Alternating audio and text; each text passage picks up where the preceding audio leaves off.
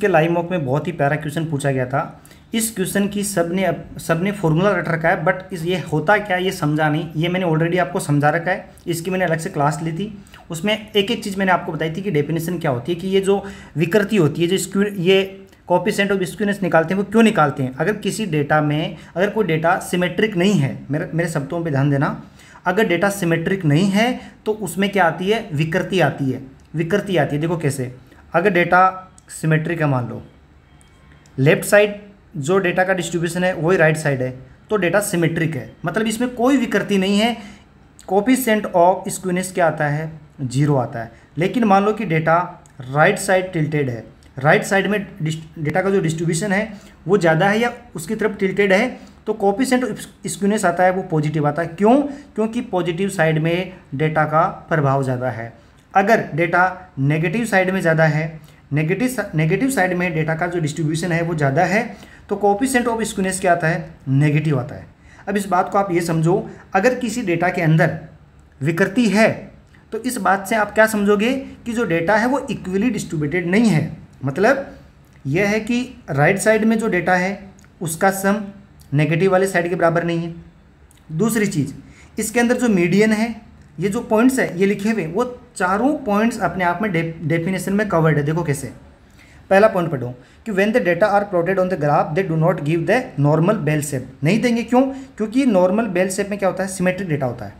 लेकिन विकृति कब आती है, जब जो डेटा है वो सिमेट्रिक नहीं है, डेटा में उतार चढ़ाव है, कहीं ज़्यादा कहीं कम ऐसा है, तभी जाके उसमें विकृति आएगी। सीधी सी बात है, अपनी बॉडी है, अपनी बॉडी के लेफ्ट और राइट भाग को अगर अपना बीचों बीच अपने को काट दें तो अपनी बॉडी क्या है, सिमेट्रिक है, क्योंकि एक हाथ राइट साइड में जाएगा, एक लेफ्ट में जाएगा, एक पाँव लेफ्ट एक राइट, एक आँख एक आँख, एक कान एक कान एक। समझ गए आप कि जब डेटा इक्वली डिस्ट्रीब्यूटेड है दोनों तरफ तो डेटा सिमेट्रिक होता है, उसमें विकृति नहीं होती है, जो कोएफिशिएंट ऑफ स्क्यूनेस आता है वो 0 आता है।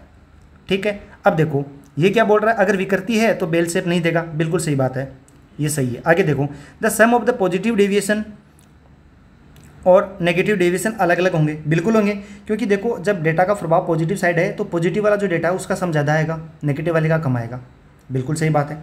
अब इधर देखो, इसमें क्या हो रहा है, नेगेटिव वाले में नेगेटिव का सम ज़्यादा है और पॉजिटिव का कम है, तो बिल्कुल बात सही है। अब चौथा पढ़ो, देखो थोड़ी सी अंग्रेजी कमज़ोर है अपनी, तो एक quartiles are not equal distance from the median. सही बात है। कोई भी डेटा होता है उसको 4 भाग में बांटते हैं। कैसे? ये बीचों बीच हो गया। अब अपन यहाँ पे कट लगा देंगे तो एक भाग तो ये हो गया, एक कट लगाया ना, दूसरा भाग ये हो गया। अब ये जो कट लगा हुआ है इसके आगे एक कट यहाँ लगा देंगे, तो 3 भाग डेटा का और 4 भाग। अगर डेटा सिमेट्रिक है तो ये जो डिस्टेंस है, ये पहला कट, ये दूसरा कट, ये तीसरा कट, इन तीनों की जो डिस्टेंस है वो बराबर होगी। अगर ये d है, ये d है, तो ये भी d होगा। अगर डेटा सिमेट्रिक है तो, अगर उसमें विकृति है तो फिर ये डिस्टेंस भी अलग अलग होगी, तो ये भी सही है। अब बचाइए कि frequencies are equally distributed at points of equal deviation from the mode. ये बात गलत है। क्यों? अगर जब डेटा सिमेट्रिक होता है तब ये बात बोली जाती है कि जो फ्रीक्वेंसीज है वो प्रॉपर होगी। अब अगर यहाँ से देखो फ्रीक्वेंसी, अगर मैं यहाँ से यहाँ चला, मान लो 10 पॉइंट आगे चला, यहाँ पे जो फ्रीक्वेंसी है इधर 10 चलने पे जो फ्रीक्वेंसी की उसके बराबर होगी। ये बात ही है।